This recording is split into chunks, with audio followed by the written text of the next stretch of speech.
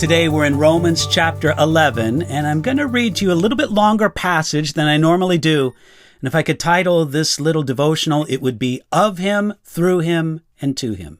Here we go, Romans chapter 11, beginning at verse 33, where we read, "Oh, the depth of the riches, both of the wisdom and knowledge of God! How unsearchable are His judgments, and His ways past finding out! For who has known the mind of the Lord?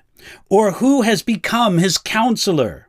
Or who has first given to Him, and it shall be repaid to Him?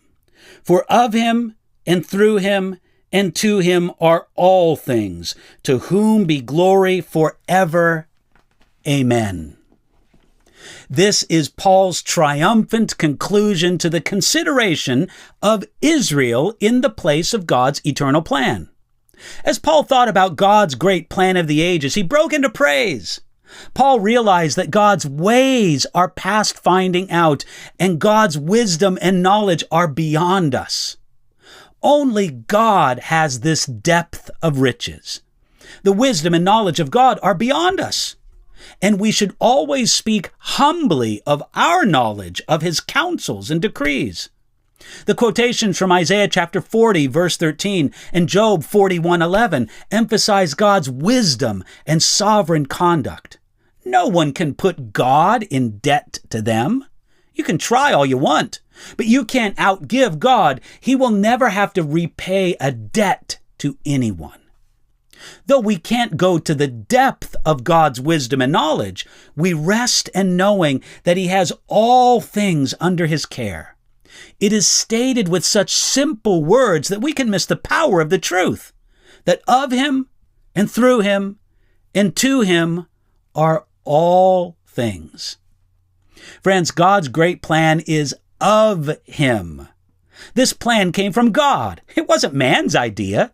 We didn't say, "Oh, I've offended God and I must find a way back to Him. Let's work on a plan to come back to God." In our spiritual apathy and death, we didn't care about a plan. And even if we did care, we're not smart enough or wise enough to make one. It is all of Him. But God's great plan is also through Him. Even if we had the plan, we couldn't make it happen. We couldn't free ourselves from our own prison of sin and self. It could only happen through Him. The great work of Jesus on our behalf is the through Him that brings salvation.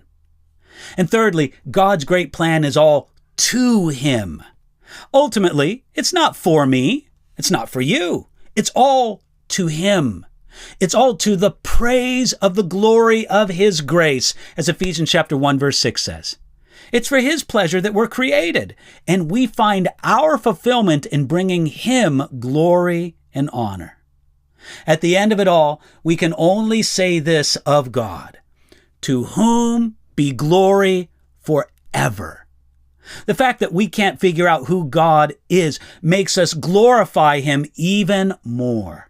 When we understand even some of the greatness of God, we worship Him even more passionately.